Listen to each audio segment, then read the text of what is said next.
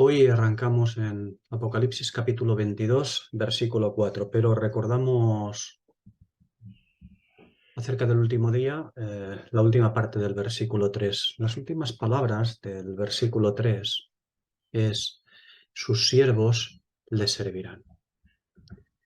Tenemos que pensar, recordar, que,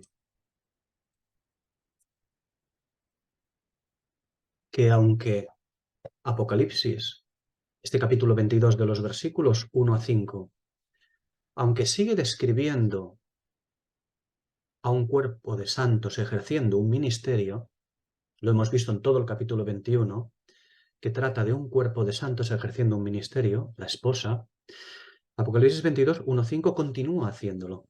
Continúa describiendo a un cuerpo de santos ejerciendo un ministerio. No de cualquier otra manera, ejerciendo un ministerio. Pero si nos fijamos bien, veremos que la barrera del tiempo dispensacional, mientras que en el capítulo 21 existe y está bien delimitado en el tiempo dispensacional, es decir, en el milenio, en los versículos 1 a 5 de este capítulo 22 vemos que la barrera dispensacional se difumina de alguna manera. Esas fronteras se difuminan. ¿Por qué? Hombre, porque a pesar de que este cuerpo de santos, a pesar de que la esposa está en calidad ministradora, porque está ministrando, fijaos, sus siervos le servirán. Ahora volveremos a repasar esto, este siervos y este servirán, que significa otra vez, pero estando en esta calidad de ministros, ministrando algo, es decir, ministrando lo de arriba a los de abajo en el milenio, a pesar de eso, hay que recordar que la esposa como tal, cuando llegan estos capítulos, a partir del capítulo 19 a la mitad, la esposa tiene un carácter, tiene carácter eterno. Esto es importante tenerlo en cuenta. La esposa, con su carácter eterno, va a ministrar a los de abajo. Y en estos versículos 1 a 5 de este capítulo 22, se está mostrando aquello a lo que han de llegar aquellos a los cuales se les ministra, aquellos a los cuales ministra la esposa. Deben de llegar a este carácter, al carácter del que habla estos versículos 1 a 5. Deben de llegar a la ciudad celestial. Deben de llegar a poder ver la descripción desde dentro. Es decir, llegar a formar parte de la familia de la fe, llegar a formar parte de la ciudad, llegar a formar parte, en definitiva, de la esposa, de este cuerpo de santos que está en íntima comunión con el Señor. Por eso es importante verlo así. El ministerio de la esposa en Apocalipsis 21 se circunscribe al milenio. Y que cuando estamos hablando de Apocalipsis 22, 1 a 5, sí que vemos un servicio que pasa a ser eterno, es decir, que trasciende la dispensación del séptimo día para continuar, y de manera inmutable, para continuar igual en el octavo día. Cuando lleguemos al versículo 5 lo veremos más claro todavía, ¿no? Pero es importante verlo de esta manera. Ahora bien, lo que nos importa mucho es este carácter del versículo 3, esta última expresión, y sus siervos le servirán. ¿Recordáis lo que dijimos el último día? Que la expresión siervos, la palabra siervos, tiene un nombre original en griego, y la palabra servirán, les servirán, alguien dirá, es la misma. Al menos es la misma raíz, servir de siervo. No, no tiene nada que ver una palabra con otra. Y esto es importante. La tresousin, con la cual traducen servirán, estarán a su servicio, es una palabra que tiene un significado bastante más amplio. No es que estarán a su servicio, simplemente. No, es que ministrarán. Se trata, la tresousin habla de ministerio, en cualquiera de sus vertientes, ministerio en cualquiera de sus vertientes. Y esto es importante, porque estos santos de estos versículos 1 a 5, los que están dentro de la ciudad, no necesitan la orden del Señor para servirle. No es necesaria, de hecho no la va a haber nunca. ¿Por qué? Ahora lo vamos a ver inmediatamente. En cuanto lleguemos al versículo 4 también lo vamos a ver esto, el por qué. Pero es que ellos no lo necesitan, lo conocen todo. El llegar a estar de esta manera, la intimidad es tan íntima que lo conocen todo, no necesitan que el Señor les dé ninguna orden. Ellos ministran. Y es importante entender por qué ministran. Ministran porque tienen que ministrar lo de arriba a los de abajo. Es importante verlo de esta manera. Tienen que continuar ministrando. En estos versículos 1 a 5, a pesar de que se habla del carácter eterno, se dice que estarán ministrando. Ministrando. La cuestión está, sin hacer mucha digresión, pero la cuestión aquí está en las interpretaciones oficialistas de siempre, ¿no? ¿Qué es lo que hemos entendido, se nos ha dicho? Bueno, ya no en este capítulo 22, sino antes. En el capítulo 21 acostumbra hablarse de estos capítulos como que ya estamos en el estado eterno. Estos capítulos nos hablan del estado eterno. ¿Por qué? Quiero decir, ¿por qué se interpreta de esta manera? Mejor dicho, ¿por qué se malinterpreta de esta manera? Se malinterpreta de esta manera como se malinterpretan muchas cosas. ¿Por qué? Pues porque el creyente, no solo el evangélico, el creyente en general, eh, tenemos en nuestro centro decimos que es el Señor, pero en realidad está un poco más abajo, está en nuestro ombligo. Hablamos de nuestro centro, hacia donde miran nuestros ojos. Pues hacia donde miran nuestros ojos, eso lo decimos con la boca, pero en el fondo, no lo creemos. Mejor dicho, queremos creerlo, pero bueno, no vamos a hacer ningún trabalenguas. La cuestión está en que decimos, nosotros miramos hacia el Señor y hacia su gloria, pero en realidad lo único que estamos haciendo es pensar a ver dónde está mi gloria, dónde el Señor tiene mi gloria, que es ahí hacia lo que voy a pensar y hacia cómo voy a interpretar toda la Escritura. De manera que cuando se llega con las interpretaciones oficialistas al capítulo 21 y al capítulo 22, vemos, mi gloria, mi descanso, el descanso del guerrero, mi ciudad de oro, mi todo, ¿no? ¡Ay, qué bien que voy a estar!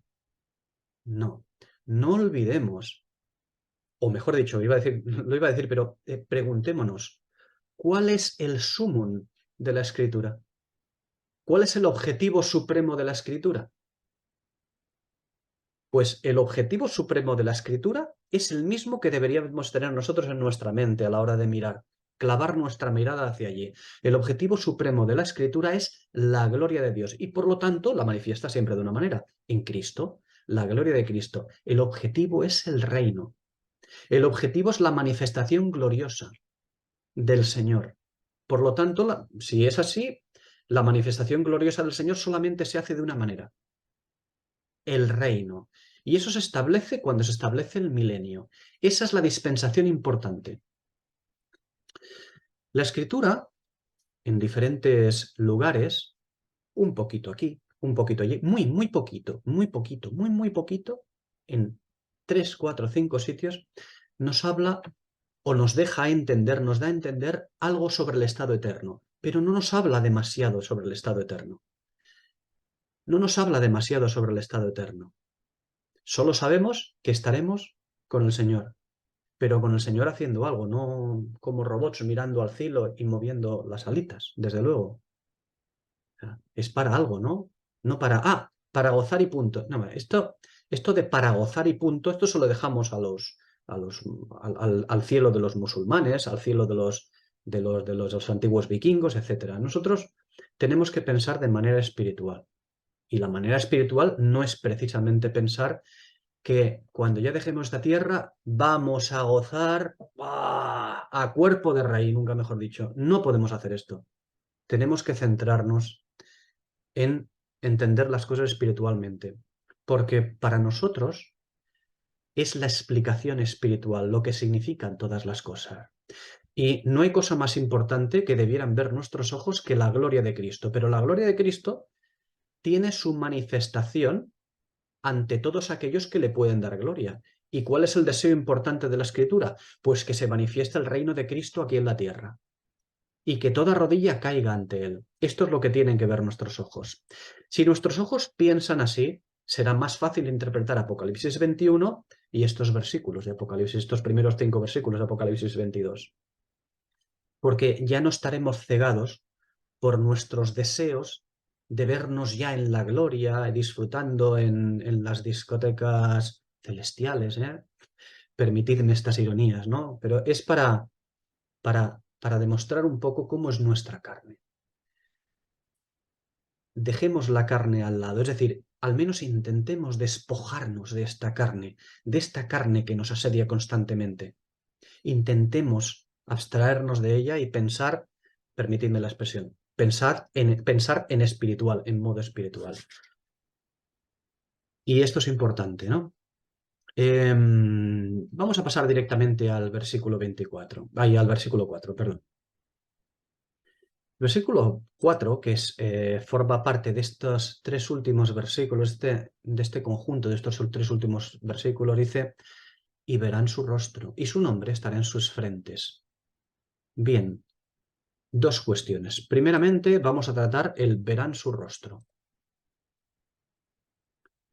Esta palabra, ¿cómo no? Otra palabra traducida. Vamos a tratar de ello. Verán. Verán su rostro. No es ver su rostro como quien mira a otro a la cara. Y bueno, estarán delante de él y por lo tanto verán su rostro. No, esta es una explicación simple. ¿Es mala? No, pero es muy simple y superficial. ¿De acuerdo? Tenemos que intentar mirar bien. Este verán, este verbo, tiene que ver con discernir, con percibir, no con mirar con simpleza. ¿Por qué lo digo yo? No, porque lo dice la Escritura. Miremos la palabra. Esta palabra, verán, es orajo, la misma raíz. La misma raíz de aquella palabra que veremos en los versículos 7, en los versículos 9 y en el versículo 12. Esa cuando le dice, mira. Es la misma raíz o la misma palabra, orajo, mira. Y mira no significa, hey, hey, mira aquí. No, no, no, no, no. No tiene que ver con mirar, tiene que ver con ver, con discernir. Esa palabra es importante, ya la veremos, ¿eh? Ya la veremos también más ampliamente, pero esa palabra es orajo. Y esa palabra no es ver de ver con los ojos, sino es una expresión mucho más elevada. Y en estos versículos, los versículos 7, 9 y 12, igual que aquí verán esta misma palabra, son llamadas a discernimiento. Las llamadas a discernimiento del texto que contienen.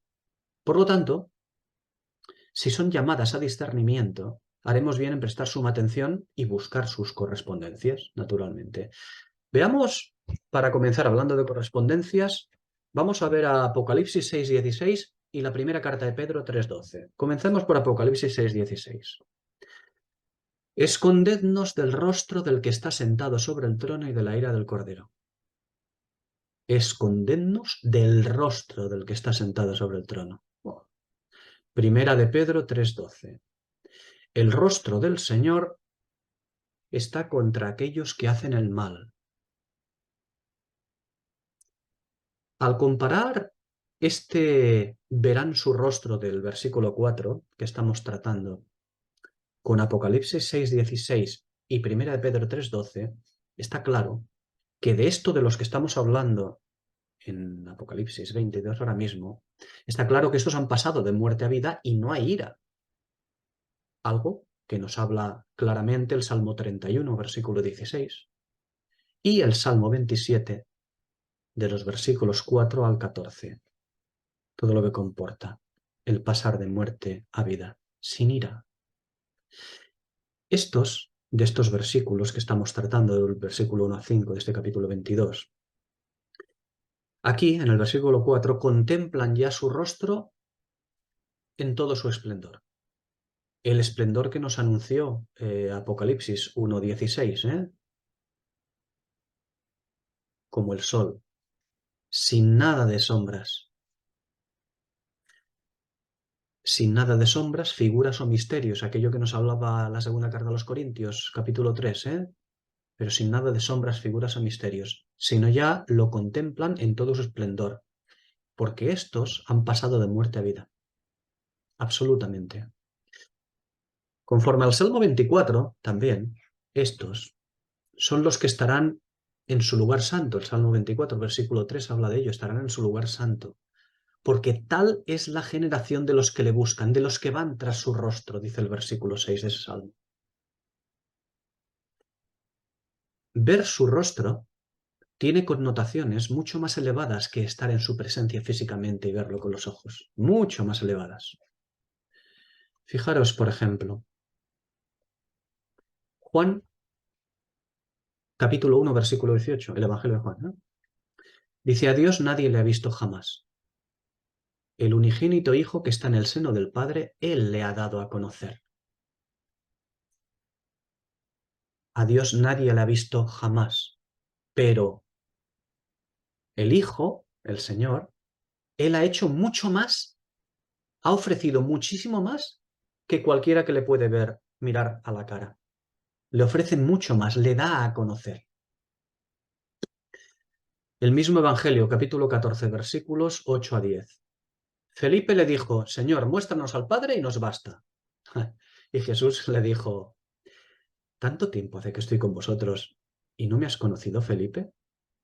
El que me ha visto a mí, ha visto al Padre. ¿Cómo pues dices tú, muéstranos al Padre? ¿No crees que yo estoy en el Padre y el Padre está en mí? Nuestra mente piensa, es que lo importante es que mis ojos contemplen y así se haga una imagen de la situación. Pero el Señor dice, no, debéis de, no solamente no debéis contemplarlos con los ojos, sino que debéis de no contemplar con los ojos. Debéis quitar la vista de la carne para poder entender espiritualmente. Y esto es importante. Pues de la misma manera que el Señor nos muestra al Padre, de la misma manera que Él nos ha mostrado y nos muestra al Padre, nos lo enseña, nosotros podremos llegar a mostrar a Cristo en todo su esplendor cuando llegue el momento. Nosotros lo mostraremos. Mostraremos a Cristo, pero en todo su esplendor, además, se lo mostraremos a los demás. Porque habremos sido hechos moradas del trono de Dios y del Cordero en la máxima amplitud de su significado. Recordad, no será una gloria prestada, sino, ¿recordáis la expresión aquella de Apocalipsis 21:11? Teniendo la gloria de Dios. No una gloria prestada, la misma gloria de Dios. Teniendo la misma gloria de Dios. Por eso podremos mostrárselo en todo su esplendor. Es decir, que no seremos ya más dos, sino uno solo. Porque esto es la Nueva Jerusalén. La esposa unida al esposo. Esto es la Nueva Jerusalén. No la esposa sola, sino la esposa unida al esposo. Sin el esposo no hay Nueva Jerusalén. No hay edificio de Dios. No hay esposa de Cristo. No hay matrimonio sin el esposo. Y aunque esta expresión o esta manera de plantearlo pueda sonar a herejía a algunos, nosotros solamente podemos decir una cosa al respecto. Las mismas palabras que dijo Pablo. ¿Es un misterio esto? Sí. Grande además, grande es este misterio. Más. Yo digo esto con respecto de Cristo y de la Iglesia, en Efesios 5. El matrimonio. Seguimos con ver su rostro. Ver su rostro es, como dice la segunda a los Corintios 3:7, es estar ante la gloria de Dios. Pero estar ante la gloria de Dios para el hombre natural es mortal. Fijaos, hemos citado Apocalipsis 16 cuando dice, aquellos decían a los montes y a las peñas, caed sobre nosotros y escondednos del rostro del que está sentado sobre el trono y de la ira del Cordero. También Isaías 6, versículo 5. ¿Recordáis Isaías capítulo 6 donde aparecen los serafines, los ardientes? Donde se ve la necesidad humana, la necesidad del hombre de redención, de sacrificio por ellos. Allí en Isaías 6:5 dice, entonces dije, decía Isaías, ay de mí, que estoy muerto, porque siendo hombre e inmundo de labios, y habitando en medio de un pueblo de labios inmundo, han visto mis ojos al Rey Jehová de los ejércitos. Para el hombre natural es mortal. Para el hombre completamente redimido y habiendo recibido la redención del cuerpo también, algo que todavía nosotros no tenemos, es la gloria, estar ante la gloria divina. Pero ver su rostro, es decir, estar delante de su rostro continuamente, es estar cohabitando en el lugar santísimo. Es haber sido elevado al carácter profético de Elías o Eliseo. como en el primer libro de los Reyes, capítulo 17:1, o el capítulo 18, versículo 15, y el segundo libro de Reyes, capítulo 3, versículo 14, y capítulo 5, versículo 16. Es haber sido elevado al carácter profético de Elías o Eliseo.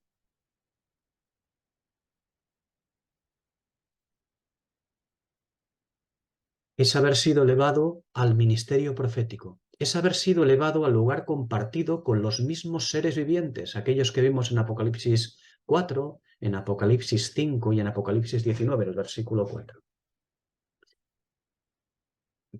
Ver su rostro es haber sido elevado al mismo trono del Señor, como en Zacarías 6:13. Y eso indica cohabitación, es decir, poder llegar a usar aquellas mismas palabras que el Señor usó en Juan 14, versículos 8 y 10 que hemos citado antes. ¿No crees que yo estoy en el Padre y el Padre está en mí?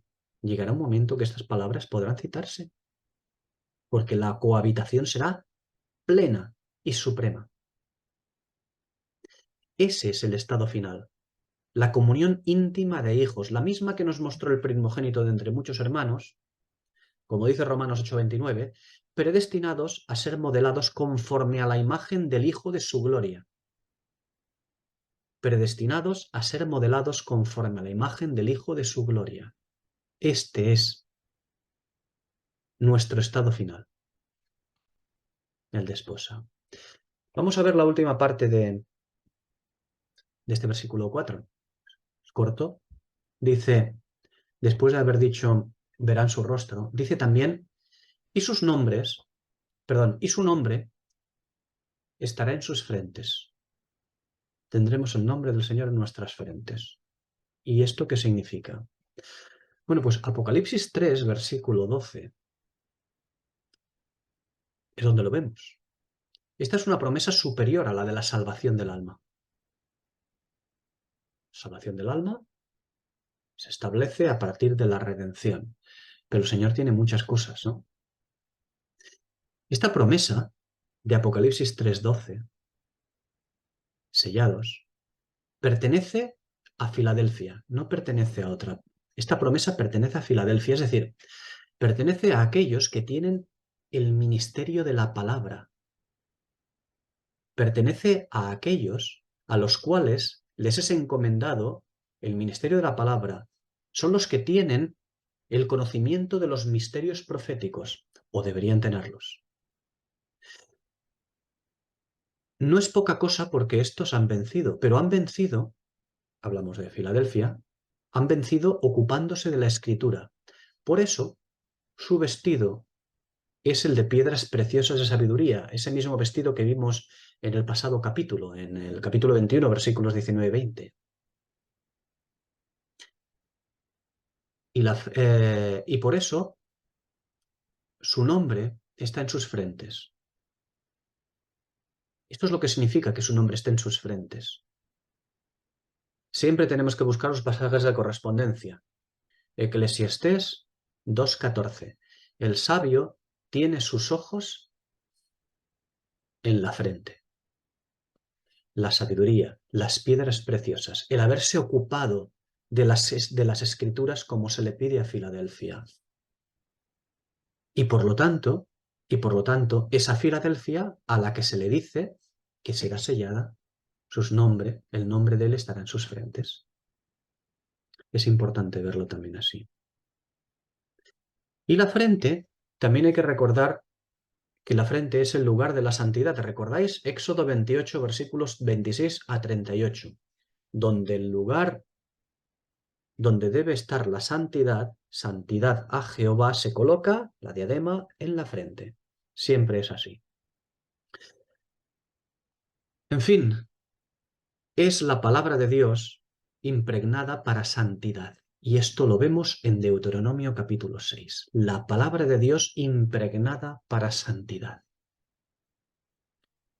Esto es lo que se le pide a Filadelfia y por eso su promesa es tener su nombre en sus frentes. En fin, la frente determina la santidad del escogido, del que ha sido escogido para llevar un nombre determinado. Concretamente, la santidad de la mujer de Apocalipsis 17:5, ¿recordáis lo que es? Es inmundicia, blasfemia, es lo que dice allí. Esa es su santidad, ese es su nombre, eso es para lo que ha sido escogida, desgraciadamente, para llevar nombre de inmundicia, blasfemia, y lo tiene en la diadema, en su frente. Y no olvidemos que esta mujer es una que fue llamada a santidad,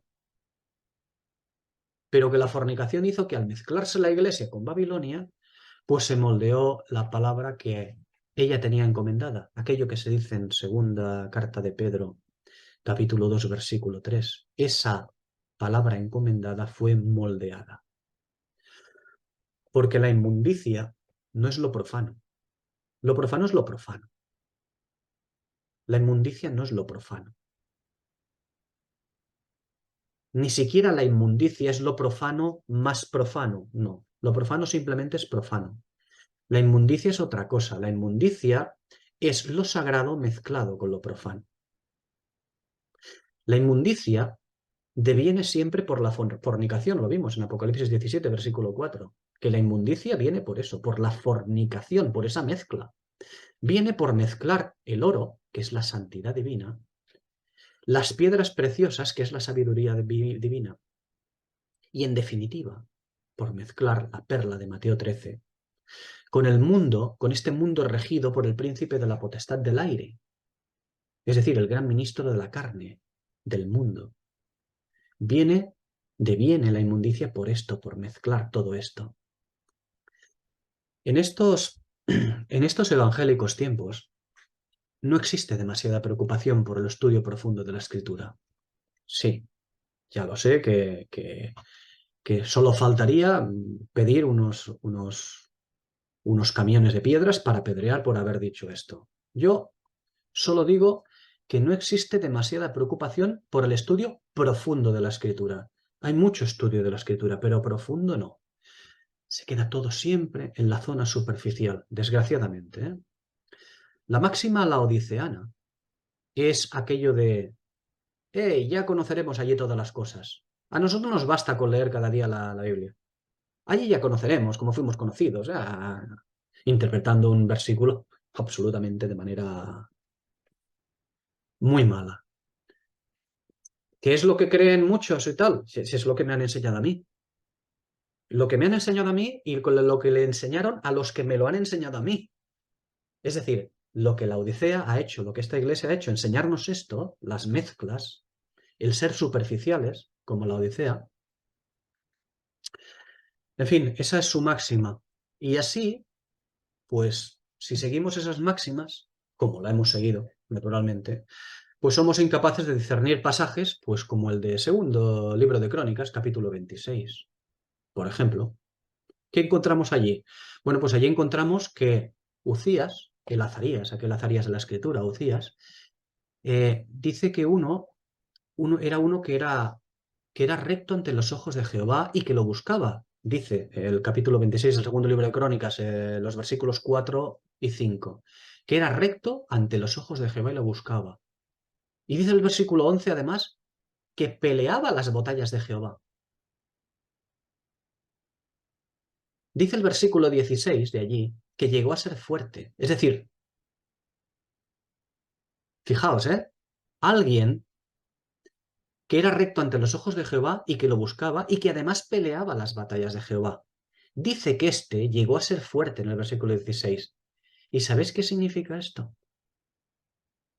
Fuerte es ser rico y sin necesidad. En fin, pura jactancia la odiceana. Esto hizo que no discerniese las escrituras. A partir de ese versículo 16 se nota, del versículo 16 al 19. Hizo que no discerniese la escritura. Uno que era recto ante los ojos de Jehová y lo buscaba, y que peleaba las batallas de Jehová. No estamos hablando de desechos de incredulidad. Estamos hablando de la iglesia. Estamos hablando de nosotros. Pues no discernió la escritura al final. No discernió la escritura como le ocurrió a Uza tiempo atrás, mucho tiempo atrás. Tampoco discernió y pasó lo que pasó. La frente de Ucías, que debía ser portadora de la santidad, ¿cómo acabó? Inmunda, mezclada, llena de lepra. ¿Recordáis? Ese mismo capítulo 26, versículo 20. Así acabó, llena de lepra, llena de inmundicia.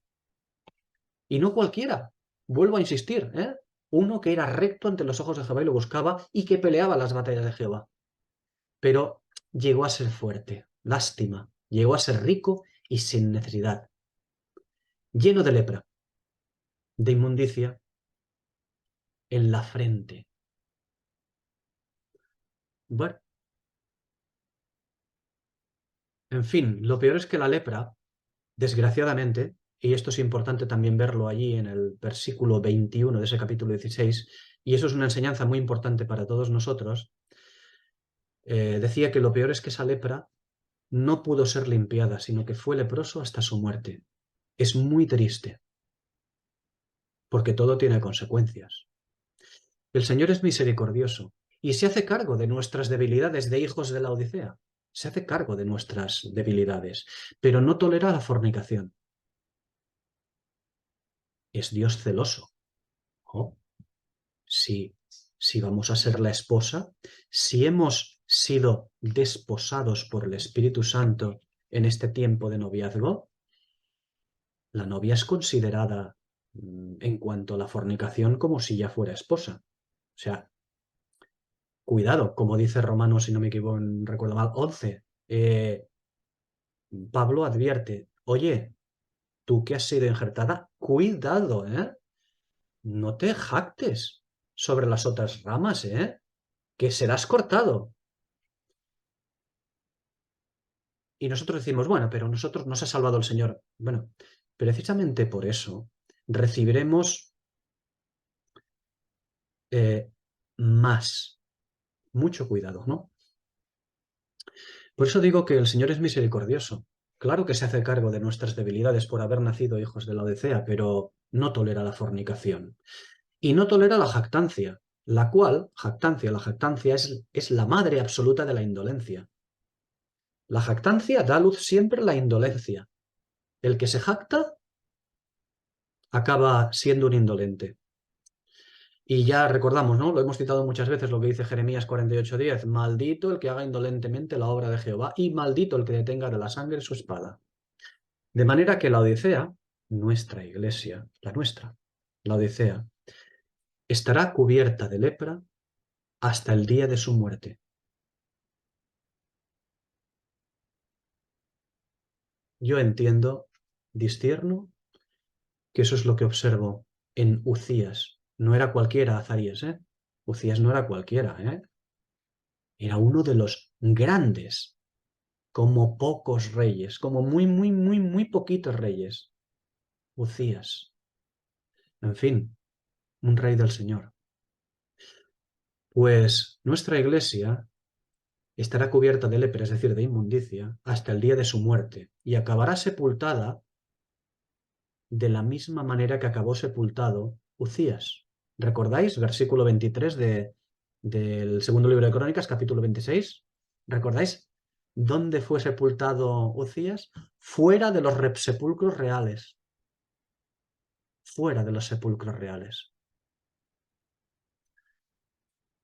Bien, el ocuparnos de toda la escritura, como nos dice Apocalipsis 3:12, ¿no? Estábamos citando, el ocuparnos de toda la escritura, conduciéndonos con temor y temblor, como dicen otras escrituras, no es una sugerencia por parte del Espíritu. No es un, mira, va, hacerlo de esta manera, va, venga, va, va. No, no, no. No se nos pide, por favor. No es una sugerencia por parte del Espíritu.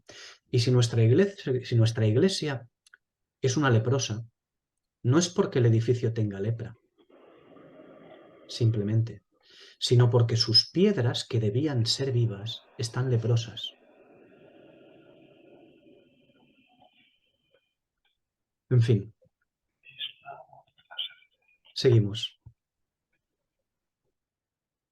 El nombre en la frente nos habla de haber, aquí en este versículo 4 que estamos tratando, estos versículos 1 a 5 de Apocalipsis 22, el nombre en la frente nos habla de haber alcanzado la santidad.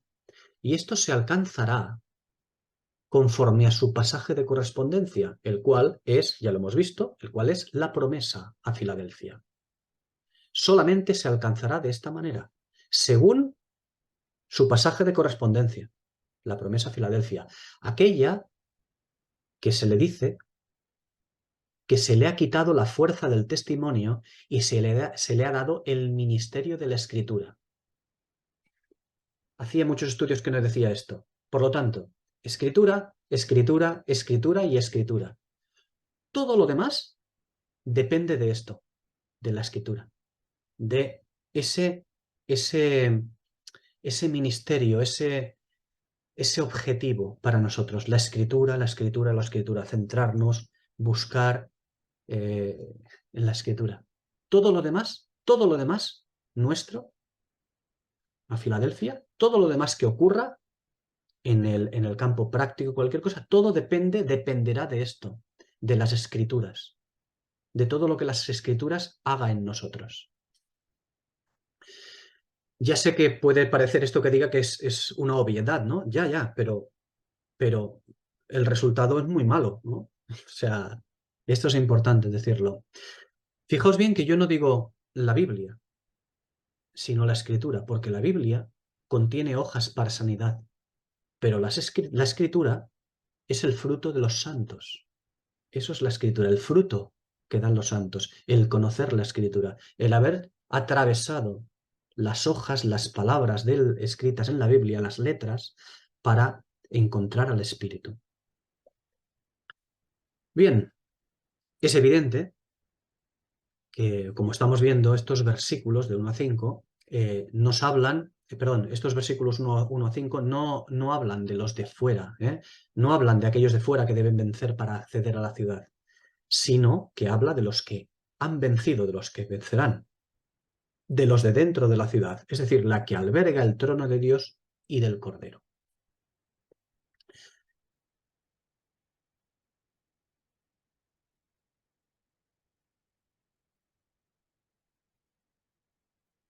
Bueno, vamos a dejarlo hoy aquí.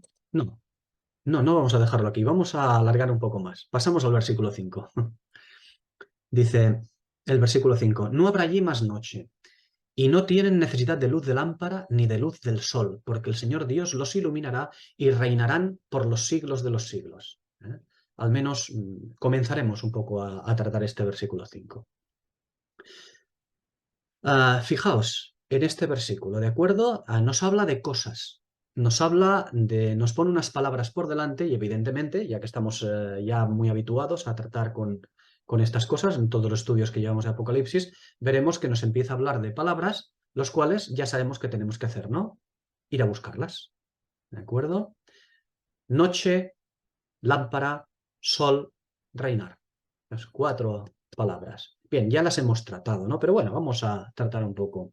Fijaos cómo en ese versículo 5 el Espíritu hace una evocación ¿a qué? Noche, lámpara, sol, reinar. El Espíritu en este versículo 5 nos hace una evocación a Génesis 1, donde los principios fundamentales, las lumbreras y la noche, estos principios fundamentales finalizan su acción profética en cuanto al estado eterno de la esposa. Aquí, en este versículo 5, finalizan su acción profética. Digo finalizan que la consuman, ¿eh? La consuman definitivamente, llega a su final. Esos principios de Génesis 1, aquí, llegan a su final, son citados y acaba. ¿Por qué? Porque Apocalipsis 22, versículo 5, de alguna manera finaliza esto, el hablar de este estado. ¿De acuerdo? Por eso digo que finalizan su acción profética en cuanto al estado eterno de la esposa, cuando se habla de esto. Vamos a ver la noche. Dice Génesis 1, versículo 5, y llamó Dios a la luz día y a las tinieblas llamó noche. Dice Amós, capítulo 5, versículo 8. Siempre debemos buscar pasajes de correspondencia. Siempre debemos estar buscando esto, ¿eh? Dice allí, buscad al que hace las Pléyades y el Orión, y vuelve las tinieblas en mañana, y hace oscurecer el día como noche, el que llama a las aguas del mar y las derrama sobre la faz de la tierra. Jehová es su nombre. Apocalipsis 21, versículo 1. Allí se nos muestra, los nuevos principios que regirán al cuerpo de santos, la Nueva Jerusalén. Eso sí, una vez efectuadas las bodas. Son, evidentemente, principios diferentes de los principios para los hombres en el milenio. El abismo, en el milenio, continúa con su ministerio activo. Eso lo vimos en Apocalipsis 20, los versículos 1 a 3, el versículo 7 y el versículo 13. Digo que el abismo, en el milenio, continúa con su ministerio activo para los hombres, pero no para la Nueva Jerusalén, para la que ese principio fundamental, el abismo, ya no tiene potestad. Lo vimos en el versículo 1 de Apocalipsis 21. El mar ya no es. Bien, en Apocalipsis 22:5, el versículo que hemos comenzado ahora, pasa exactamente lo mismo. La noche no tiene ya potestad para el cuerpo de santos llamado la esposa. Lo mismo que ocurría con el abismo, pues aquí la noche. La noche ya no tiene potestad. ¿Y qué es la noche? La noche tiene que ver con aquellos principios fundamentales que aparecen en Génesis 1 y que, después de ser incubadas las aguas, dan lugar a más principios por los cuales se regirá el mundo, por los que se regirá la historia profética del hombre bajo el sol, desde la primera hasta la séptima y última dispensación, la cual es el milenio.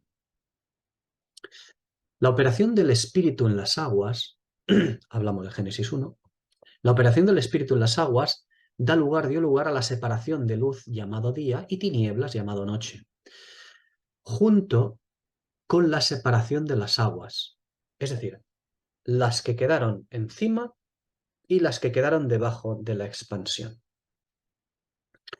Génesis 1:5 no habla de la luz del día y de las tinieblas de la noche, sino que el Espíritu convenientemente nos dice que es la misma, el Espíritu convenientemente nos dice que es la misma cosa. ¿Por qué? Pues porque quiere que asociemos el día y la noche con los principios fundamentales de la luz y de las tinieblas. ¿Y para qué? Pues para que al llegar a sus pasajes de correspondencia como Apocalipsis 22:5, al final de todo, podamos cruzarlos entre sí y descubrir precisamente que Génesis 1 no habla de cosas materiales. Cuando lo observamos aquí, en Apocalipsis 22:5, y nos trasladamos a Génesis 1, nos damos cuenta que allí no habla de cosas materiales, sino de principios fundamentales, y que estos han tenido incidencia a lo largo de la historia profética, y aún más, que estos principios fundamentales de Génesis 1 son evocados en Apocalipsis para su consumación y para que entendamos que debemos ahondar mucho más allá de las interpretaciones literales. Debemos ahondar mucho más de esas interpretaciones superficiales o literales en pro del discernimiento que el Espíritu quiere que desentrañemos. Eso es el maná escondido. Será entonces que podremos ver sin los condicionantes de los ojos de la carne, es decir, sin ese condicionante del fruto del árbol comido en Edén. Podremos ver cómo la expresión, esa expresión que dice y hubo anochecer y hubo amanecer el primer día, el segundo día, el tercer día, el cuarto día, el quinto día, el sexto día, veremos cómo la expresión esa queda incompleta sin un anochecer del séptimo día. ¿Os habéis fijado alguna vez? Si prestamos atención a los principios fundamentales y los tenemos en nuestra mente al llegar a Apocalipsis 22, y nos trasladamos a Génesis 1, nos daremos cuenta de que no habla de la noche y del día como si fueran aquello de las luces y la oscuridad. No, no, no, no. Son principios fundamentales y entonces nos importarán mucho. Y si nos importan mucho, nos daremos cuenta que el séptimo día que se cita allí queda sin el anochecer. ¿Os habéis fijado alguna vez? Y fue, ¿de acuerdo? Es importante verlo. ¿Por qué? Cualquiera dirá, bueno, yo qué sé, nos da igual, no importa, es un relato. No, no, no es un relato. Principios fundamentales y tiene un motivo para que eso no esté allí. Nos daremos cuenta de ello, decía.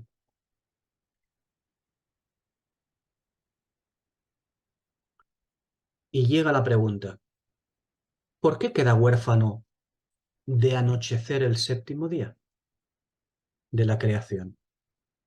¿Por qué queda huérfano de anochecer el séptimo día? Queda huérfano de anochecer, ya lo veis allí, en Génesis 1. No hay anochecer del séptimo día.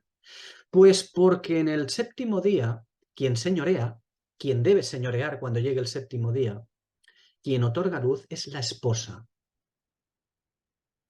El día de reposo milenial estará señoreado por la Nueva Jerusalén. Y para la Nueva Jerusalén, la esposa, no habrá, como dice la Escritura, no habrá allí más noche y no tienen necesidad de luz de lámpara ni de luz del sol, porque el Señor Dios los iluminará. El séptimo día no declinará, sino que tiene como fin una expresión. El fin del séptimo día es y reinarán por los siglos de los siglos. Es decir, tiene como fin el octavo día. Es importante, el espíritu no se deja absolutamente nada, no da una puntadita sin hilo. Todas las puntadas tienen hilo, todo queda bien cosido. Pero para eso hay que mirar con los ojos espirituales, cruzar las referencias en las escrituras, los pasajes de correspondencia y darnos cuenta de que todo lo que dice el espíritu, todo lo que escribe el espíritu y todo lo que omite el espíritu tiene su motivo. El séptimo día de la creación del Génesis no tiene noche. ¿Por qué? Porque quien se va a señorear en el séptimo día es la esposa y en la esposa no hay noche. Bien, continúo diciendo. El séptimo día, es decir, la dispensación milenial, es un día en que se establece la luz. Una luz que Satanás no podrá volver a conducir al anochecer. Porque el imperio del caballo blanco, ¿recordáis? El imperio del caballo blanco, una vez que se establezca, no va a cesar. La escritura no va a dejar de aplicarse ya. Satanás recibirá un permiso especial para tentar al hombre. Pero solo conseguirá que el Dios de los profetas, prefigurado en el pasaje de Elías del segundo libro de Reyes, capítulo 2, solo conseguirá Satanás que el Dios de los profetas haga caer toda la fuerza profética, la escritura, toda la fuerza profética, en condenación, hará caer toda esta fuerza profética, la escritura, en condenación sobre los que se levanten. Eso ya lo vimos en Apocalipsis 20, versículos 8-9. Porque no olvidemos que en el milenio la rebelión contra la palabra de Dios no tiene provisión. No sirven las hojas del árbol de la vida. Las hojas del árbol de la vida sirven para la sanidad de las naciones, pero para la rebelión no sirven. De la misma manera que en las hojas de la ley, las hojas de la ley solamente servían para unas ciertas provisiones, pero había cosas para las que no había provisión. Adulterio. No hay provisión, debe morir irremisiblemente. Hay cosas para las cuales las hojas no son provisión. Y aquí ocurrirá lo mismo en el milenio. La palabra de Dios no tiene provisión para la rebelión contra Dios. No servirán las hojas del árbol de la vida, sino que aquellos que caigan en rebelión, recibirá el fuego del lago del testimonio y morirán irremisiblemente porque el séptimo día debe guardarse sin profanarlo. ¿Recordáis? El séptimo día debe guardarse siempre sin profanar. Quien profana muere. Quien lo profane, morirá. Quienes lo profanen, morirán. Éxodo 31, 14. Así que guardaréis el sábado, el milenio, porque santo es a vosotros. El que lo profanare, de cierto morirá. Sí, sí. No es que lo digamos nosotros. Siempre buscamos sus pasajes de correspondencia, sus escrituras de correspondencia. Todo es así. No podemos decir, es que a mí me parece que aquí dice, no, no, no, no, no. Primero, pasajes de correspondencia. Y después, veremos si podemos hablar. Cuando hablamos de día y luz, de noche y tinieblas, evidentemente que no hablamos de los momentos diurnos o nocturnos de la rotación de la esfera de la Tierra. Claro que no. Sino que hablamos de principios fundamentales.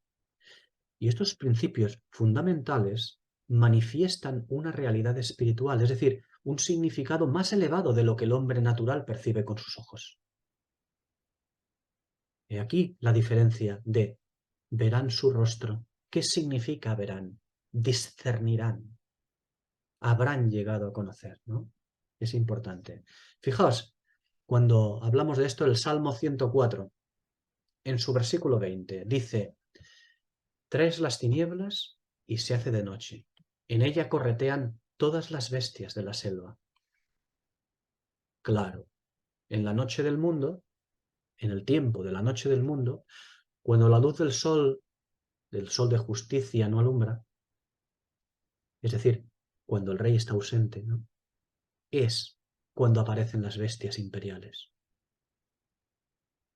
Es el tiempo en que la luna, el candelero, es el tiempo en que la luna es responsable, como es ahora responsable, de reflejar la luz de su señor ausente, el sol de justicia. Ahora somos responsables de reflejar esa luz. Primera carta a los Tesalonicenses, capítulo 5, versículo 5. Porque todos vosotros sois hijos de la luz e hijos del día. No somos de la noche ni de las tinieblas. Está hablando de principios fundamentales, de cosas eminentemente espirituales. Romanos 13, versículo 12. Dice allí Pablo: la noche está avanzada y se acerca el día. Desechemos pues las obras de las tinieblas y vistámonos las armas de la luz. Claro, estamos en la noche del mundo, pero se nos insta a ser hijos del día, para que cuando la noche decline y vuelva el sol de justicia, seamos hallados conforme a luz y no a tinieblas. Y cuando llegue ese momento, todo el que haya sido hijo del día durante la actual dispensación de la noche, que es la nuestra actualmente, esta no tendrá ya más potestad sobre ellos. Para estos, para los que hayan sido hijos del día en la dispensación de la noche, para estos siempre será de día, siempre estarán rodeados de luz de la verdad, la luz de la verdad, siempre estarán rodeados del día eterno. Animo de manera importante a escudriñar, a estudiar con total profundidad Génesis 1. Pero cuando digo esto, significa que hay que estudiar toda la escritura hasta el fin de Apocalipsis de manera profunda para poder entender Génesis 1. Porque allí, en Génesis 1, es donde podremos encontrar los principios fundamentales que regirían la historia profética del hombre bajo el sol. Allí es donde están, en Génesis 1 están los principios fundamentales que han regido la historia profética y que siguen regiéndola, la historia profética del hombre bajo el sol. Y que en Apocalipsis, que estamos tratando, vuelven a ser invocados estos principios de Génesis 1 para la consumación de toda esta historia profética. Y ahora sí podemos dejarlo aquí y continuamos el próximo día. El próximo día continuamos en el versículo 5, solamente lo acabamos de iniciar, el versículo 5, todavía nos queda un buen trozo para tratar este versículo 5.